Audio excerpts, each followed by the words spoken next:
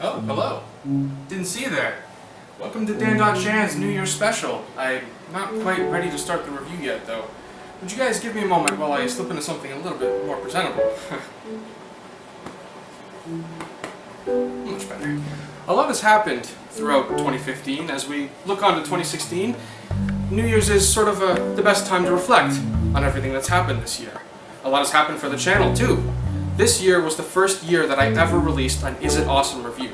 Starting with Enslaved, Odyssey to the West, Wet, and then Vikings, Battle for Asgard. Although I'd rather not talk about that, because... It wasn't even spicy. It was painful. And bullshit. Peppers are scary, man. Today we're also going to be doing a review as well. The game, Skyrim. A internet-shaking masterpiece of a game. It sort of breaks the mold from what I normally review, but bear with me. What we're looking at is not if it's awesome, it's why it's awesome. And we're also going to be taking a look at some of the best moments for dan.chan throughout the year. So, why don't you curl up with some popcorn or cookies or whatever, grab yourself some OJ or eggnog, whatever your preference, and get ready for a great, relaxing ride through this video.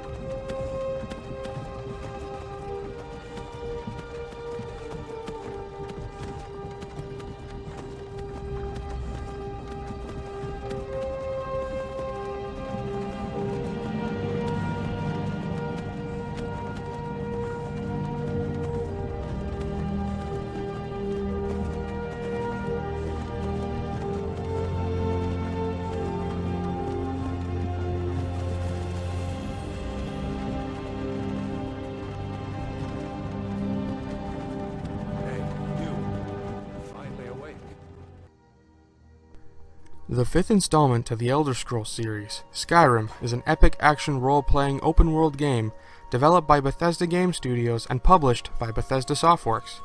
The Elder Scrolls games have always had a huge following. Anything that really comes out of Bethesda is pretty much a super hyped-up, internet-shaking sensation. That being said, it seems Poor Wet, a game also made by Bethesda, didn't receive the same treatment. Not cool, guys. Not cool.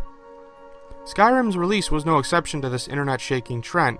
This game actually did so unimaginably well that many people believe that Skyrim's fabled 11/11/11 release date was a subtle way of Bethesda saying that a game this massive in scale and in depth only comes around once every 100 years.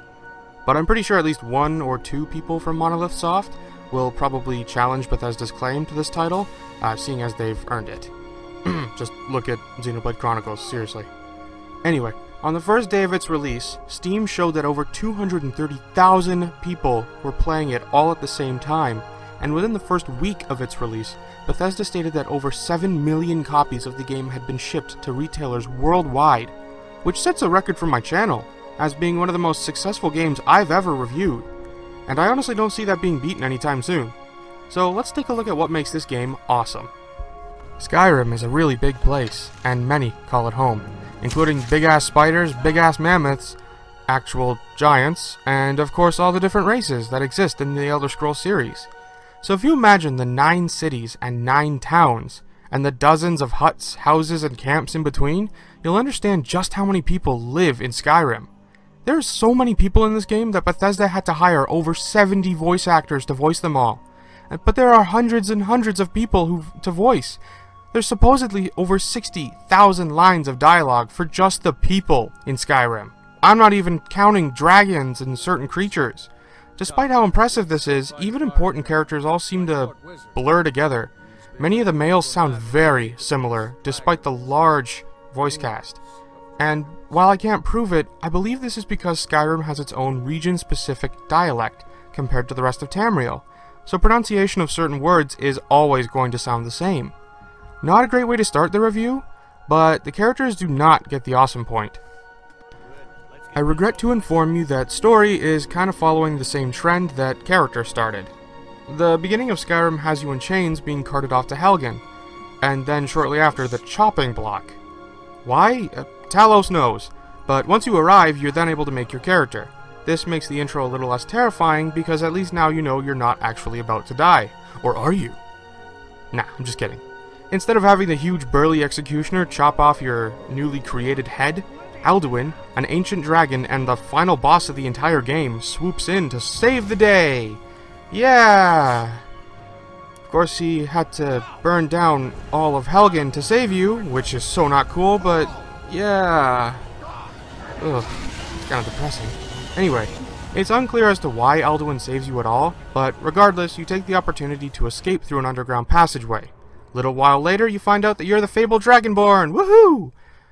But once you're outside, you're finally given your world to explore, and Skyrim really takes off at this point.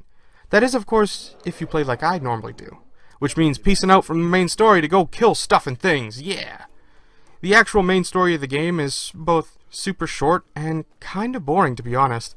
It's much better to go off and make your own adventure. So, unfortunately, when it comes to the story for Skyrim, Special delivery. Still no awesome point, but now we're getting into controls. Can I help you? I have a letter from your boss. What? I'm in the middle of a thing, you can't just barge in here. This is not cool. To Mr. Chan, it has come to my attention that your monthly production review has passed by unattended. Please come to my office, discuss your production rate and holiday bonus. From production coordinator, CM Sierra Lynn, Channel Mom. Can this not wait? No. One moment, please.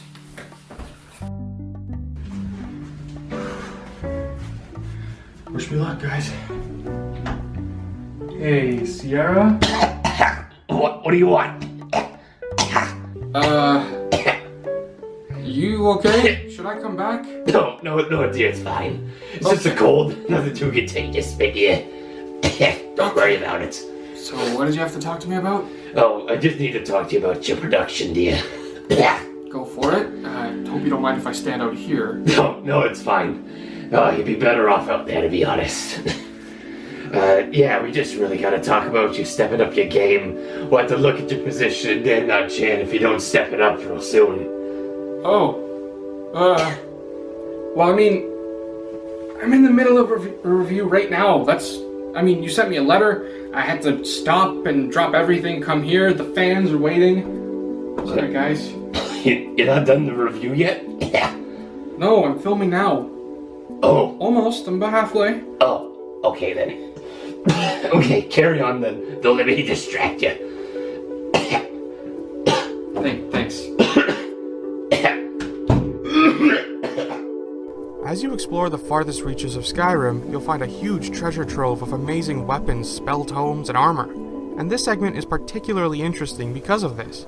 So you know how in most RPGs and JRPGs, you generally pick a class or something like that, and they have specific weapons and armor that they can use? Well, Bethesda said screw that for Skyrim. If you want to play as a heavily armored mage, like my personal playthrough's character, go for it. If you actually want to play as a practically naked battle axe wielding monster, you totally can. If you like having two swords equipped instead of just one, say you really like them both.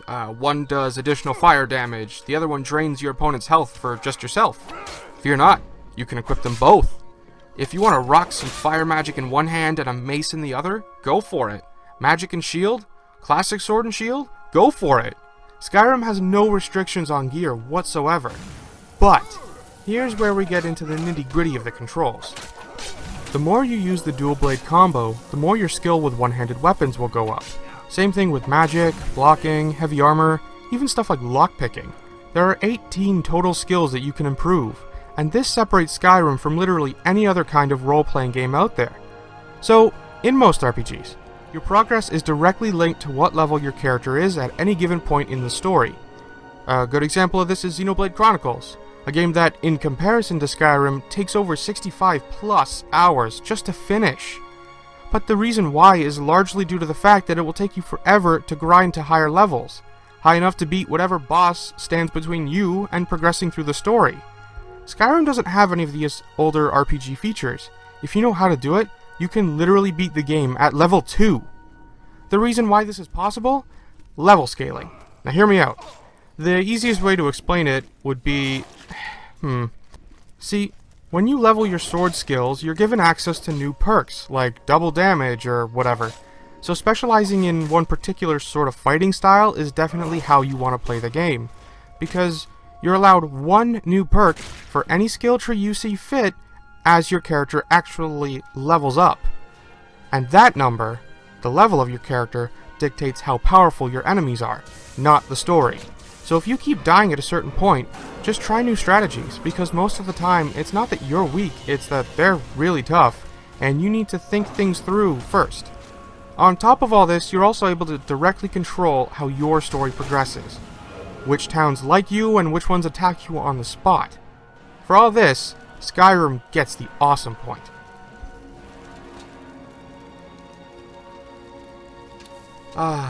Game feel. Such an interesting segment, especially when referring to Skyrim. Bethesda had one clear goal in mind with this game. Make it your story, both as the Dragonborn and just as an adventurer in a truly role-playing fashion. And it really is your adventure. You have the final say when it comes to fulfilling quests, you have the final say in traits like sword skills or magic or whatever. And when it comes to where you want to go next, well, Skyrim's a big damn place, so you can take your pick. Playing mostly through the first-person perspective really helps get you immersed. And fighting enemies, especially if you're getting special takedowns, is very satisfying to the player. Being able to bash your enemy to death in one shot, or seeing a dragon's soul flow into you after killing it, is very satisfying. In summary, the level of control you're given in this world, and the lack of restrictions put on your character, gives Skyrim awesome game feel. Well, 2015 is done, and as we move towards 2016, we have a lot to look forward to. More reviews, of course, some other collabs with other YouTubers that you guys are familiar with, and some that you're not familiar with. Some possible Let's Plays, but we'll get into that later. And to celebrate a great 2015, I want to do something really special. So, on Facebook, Twitter, or even in the comment section down below, I'm going to be running a little giveaway for you guys. Basically, what you gotta do is tweet at me, or post on Facebook, or write in the comments section, hashtag dan.chan amiibo. And why dan.chan amiibo? Well, I'm giving away an amiibo, and it'll be any of your choice. Just write the hashtag or whatever the message you want, and leave me some indication as to what amiibo you'd like for the holidays. So, thanks again guys so much for supporting the show, and we really look forward to 2016. Wahoo!